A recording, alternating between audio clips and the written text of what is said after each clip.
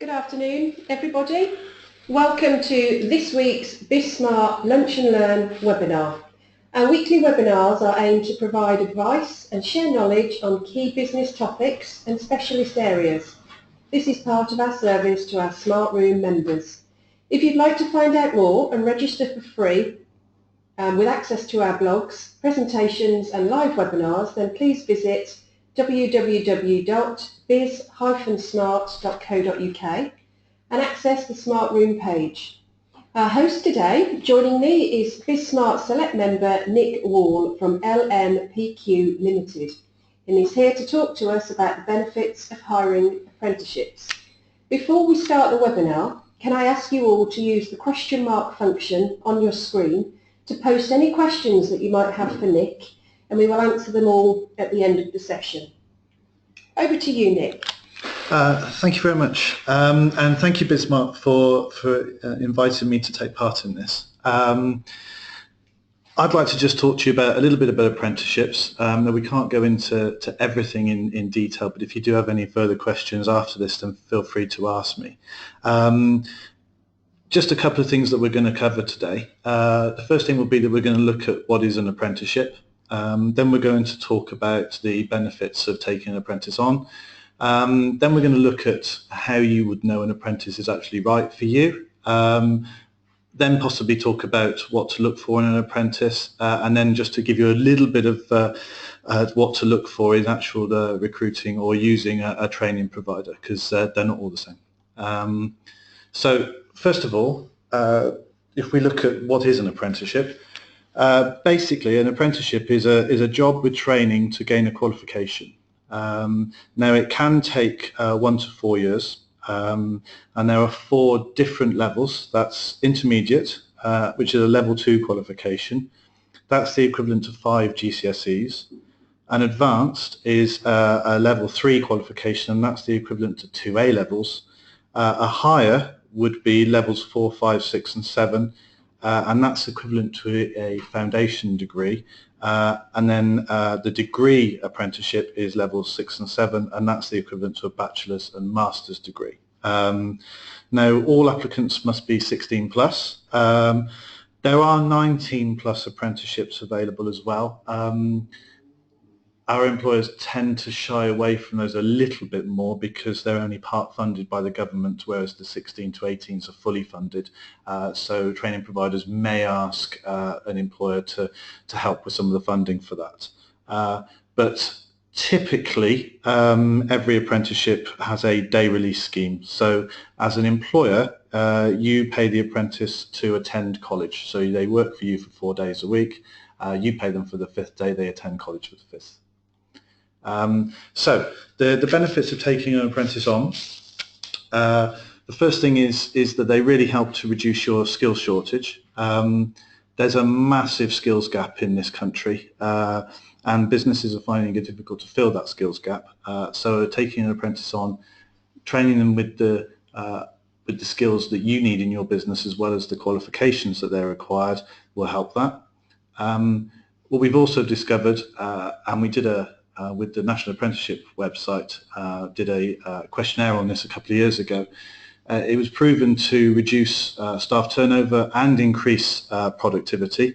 Now, the reason this is because typically an apprentice will be given a mentor with an employer, and that mentor will want to do a better job effectively, and they're more proud of their job, so they tend to stay more often. Equally, once you've enjoyed the increased staff turnover, the better productivity, we advise people to really look into using social media and pushing the corporate social awareness as well. Customers love it. A lot of our employers actually do emphasise this, and their staff, their customers do come back for that very reason. Equally, you can get a really good return on investment with an apprentice. Now, what I mean by that is the minimum wage for an apprentice is £3.30 an hour.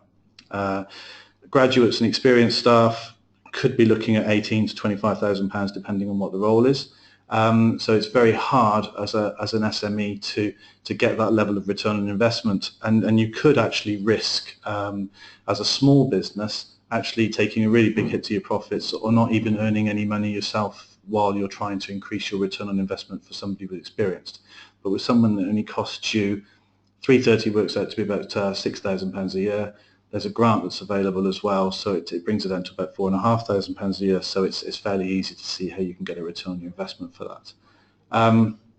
Also, a really good benefit for this, for an apprenticeship, is that the training is completely free, and there is no recruitment fee for you as well. So that's a really important one to remember, because if a training provider is ever looking to charge you for a recruitment fee, then they're actually breaking the law. So don't fall for it. Okay, let's just skip through those bits. Okay, now if we look into what makes you think that you are right for an apprentice, if you're looking for somebody who is just cheap labour, and you're ideally looking for somebody with lots of experience but for trainee money, then an apprenticeship is probably not right for you. Again, if you really begrudge sending people to college for 1 day a week, again, it's not for you.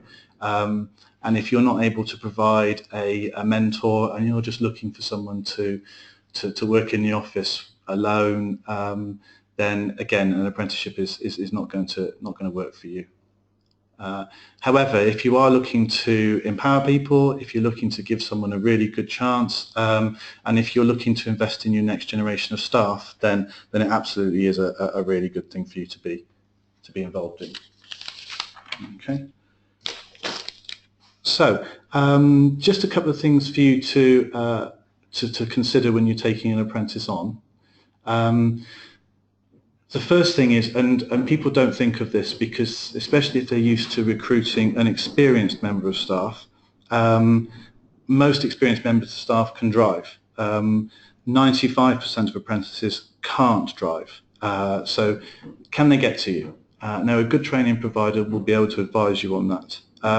Also, how much will it cost to get to work? And remember, an apprentice is getting paid £3.30 an hour.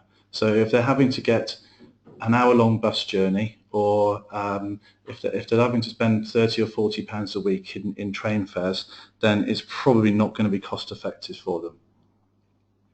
Once again, by all means write a job spec, but this should really be just a wish list of what they'll learn while they're with you. Okay, it's really keen that most people, when they're looking to recruit staff, they think their wish list is what people will have when they first join the business. Now, that's fine with somebody experienced, but with an apprentice, they're not going to have those skill sets. So do have that as an idea of what they will learn during their time with you. Okay. The most important thing for me is personality fit. The rest of it you can teach them, but you've got to look at your business, you've got to see what the needs of your business are, you've got to look at your office to see what it's like. Would you want somebody who's quite loud and outgoing, or would you like somebody who's quite quiet? Different businesses really do require different things from that. And that's the most important thing for us. I can't emphasize it strongly enough. Personality fit trumps job spec for me and experience every time. Okay. Once again, when you're looking at interviews, think about how long it will last. An apprentice will not be as experienced, or the interview will not take as long as it would be with an experienced member of staff. A simple reason for that is that there's far less to talk about. When you interview an experienced member of staff, what you're looking for is for them to give examples of experience that they've had previously, and how that fits in with your business and your skills needs. With an apprentice, really all you're looking for is 3 questions, and that very simply is whether you like them, whether they like you, and whether you believe they could learn the job. Okay.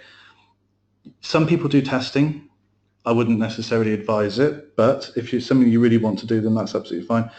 But do remember where their knowledge base will be. They will not come to you with the level of experience that somebody with 5-10 years experience in the business will have for you. Again, I actually would push you to do a work trial with a member of staff, with a potential member of staff. The reason for this is because you're looking for personality fit, you're looking for keenness, you're looking for enthusiasm rather than the actual ability to do the job. So do bring them in for a day or 2 days trial. I wouldn't recommend you do any more than two days because you're not really going to learn anything extra. But at that time, you are really just looking for someone with experience. Just someone with enthusiasm and interest and asking questions. And then when they finish one job, they're asking for something else to do. Okay. So just moving on to training providers. Now, the first thing you want to know is how well does a training provider know their candidates? Now, I'm trying very hard not to sell LMPQ and talk about apprenticeships as a whole here, but it's really, really important that you understand what the vetting process is. There are a lot of training providers out there that will spend, well, there are training providers out there that won't actually meet the candidates before you do. Which is ridiculous. They'll do an online assessment and they think that's the basis that they can match them to a business. Some will see them for an hour or two and then send their CVs to employers. LMPQ do something slightly different. I say slightly, it's fundamentally different actually. Our apprentices work with us for 6 to 8 weeks on what we call a pre-apprenticeship. Before we even put their details into an employer.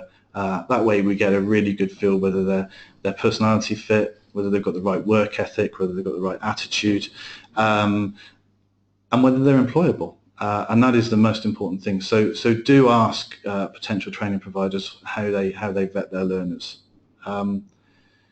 Equally, once you have a conversation with them and you ask them about the vetting process and you ask them about IAG, which stands for Information, Advice and Guidance, you'll then get a really good understanding as to whether these people are there to help you or whether they're just in it for the money. That I can't emphasize how important that is to you, because fundamentally you're going to be working with these people for 12 months. It's not like using a recruitment company. It's not like you use them for 2 weeks. They place a candidate with you. You don't have to answer the phone to them ever again if you don't like them. These people will be providing the training for 12 months, a minimum 12 months. So it's really important that you like them and that you feel that you can work with them, because it's going to be a very long time before if you're able to do that. So that's a little brief information about apprenticeships. Does anybody have any questions? Thank you. If anybody has any questions, if they could use the little toolbar there that you have. So we have a question in from Mike, Nick, who has said, what happens if the individual apprentice I employ just isn't working out? Oh, that's a really good question, Mike. You don't have any... you will sign up to a 12-month contract with an apprenticeship provider, but the reality is that we're not ogres. We're not going to force you to keep someone if it's not working out for you. And from an employment law situation, it's exactly the same as if you had another member of staff. So if they don't make it for their probation, then you can let them go just as easily. During the 12 months period, you just give them notice and they can go if it doesn't work out. The benefit to working with a good training provider is, and I can't emphasize this enough, communicate with them from the very beginning. Don't wait for the problem to be too big before you try and solve it. Get the apprenticeship provider to be involved right from the very beginning, because we might actually be able to fix it. Worst case scenario is the apprentice doesn't make it with you, and if you still want an apprentice, we'll find you another one. Okay, I've had another 2 questions come in, so I'm going to go with this one first. And this is from Kevin. Are there any sectors and or roles for which apprenticeships work best or don't work so well? Oh, Kevin, that's a really good question. I'm gonna take my apprenticeship provider hat off and just give my honest opinion to it. Personally, I don't think that sales apprenticeships work. The reason that I say that is because especially if you're having a telephone sales environment and you're looking for an apprentice. Basically, for me, a salesperson is someone that can cope with a curveball and be able to be, I suppose, just not follow a script and actually be able to deal with the situation. And to do that, you probably need a little bit more life skills. So I would say a telesales apprenticeship would probably not work quite so much. But other than that, no, it fits. I mean, there are legal apprenticeships out there now. So whereas a few years ago you'd have to go to university to go into the legal practice, accountancy, AAT and accountancy apprenticeships are very, very popular. Whereas previously you'd have to go to college for that. I actually saw that there was an apprenticeship for a clay model making career just the other day. We don't do it, but yeah, it looked quite cool actually. So yeah, apart from the sales, I wouldn't say that there was a problem with any other sectors. Thank you. Okay, a question from Simon. I wonder whether you've actually answered it, and it's about the vetting process. What vetting process is in place before I interview possible candidates? Yeah, I did talk about this a little bit, but I'll go into it in a little more detail if I may. Different training providers have really different views of what a vetting process is. As I said, some will just literally get a CV or an online application, and they'll do a maths and English test, which is a rudimentary maths and English test. And if they pass it, they send their kids out to employers, and that's it. It's done. And that's like a really bad recruitment consultancy, just sending a CV from a job board. Keeping that recruitment consultancy analogy again, the really good recruitment consultancies are actually consultative in their process. So they get to know the candidates. They get to understand what their needs and desires are. They get to match that with their clients because they've spent time with their clients and they understand why they need a candidate. So when you do speak to a training provider, ask them what their vetting process is for sure. And you really want someone who actually knows about their apprentices. And I'd throw some curveballs in for that one. I'd ask quite direct questions like, what do the apprentices like doing when they're not at college? Because you really should have that sort of level of conversation. You know, whereabouts they live, how they're going to get to work. Is it by public transport? What are their interests in the industry sector? You know, what their qualifications were when they left school? Stuff like that they should then know from conversations rather than really just from reading it off a CV. Great, thank you. And one further question here from Paul. Have you got any tips when interviewing possible apprenticeship candidates? Yeah, don't scare them. Apprentices will not have a lot of interview experience, and a competency-based interview question is really pointless, because if you ask somebody for an example of a time they've worked in a stressful environment or a time they've worked in a team environment, then you'll probably get the answer that the careers advisor at school has suggested that they come up with. Really, and this is really fundamental for all my employers, you're looking to see somebody who you like. You're looking to see somebody who you feel could learn the job. But most importantly, you're looking for somebody who likes you as well. So ask them about what they like doing outside of work. Ask them if they've researched how they would get to work, because that will show how much interest they've got in it. Ask them if they've looked at your website and if they've got any questions about that, because again, that will show how much interest they've got in it. Ask them if they've got any questions for you, because that will show whether they've actually thought about it or whether they're just attending just because they need to. So fundamentally, what you're looking to do is you're looking to have a fairly informal conversation, because that's the best way you'll see a teenager act, and really understand them, whether you feel that you'd want to talk to them throughout the day in your work environment. Lovely, thank you. Okay, we don't have any further questions, Nick, so I'd like to end by saying thank you very much for hosting today's webinar. We will be sending out a copy of the presentation and Nick's contact details very shortly. Before we close, just a quick reminder that this webinar is part of our service to our Smart Room members. And if you would like to find out more and register for free access to our blogs, presentations and live webinars, then please visit the website www.biz-smart, I'm going to say that again, biz-smart.co.uk, and access the Smart Room page. On behalf of Nick and myself, thank you very much for your company today, and we hope you have a lovely afternoon, and we'll see you same time next week. Thanks everyone.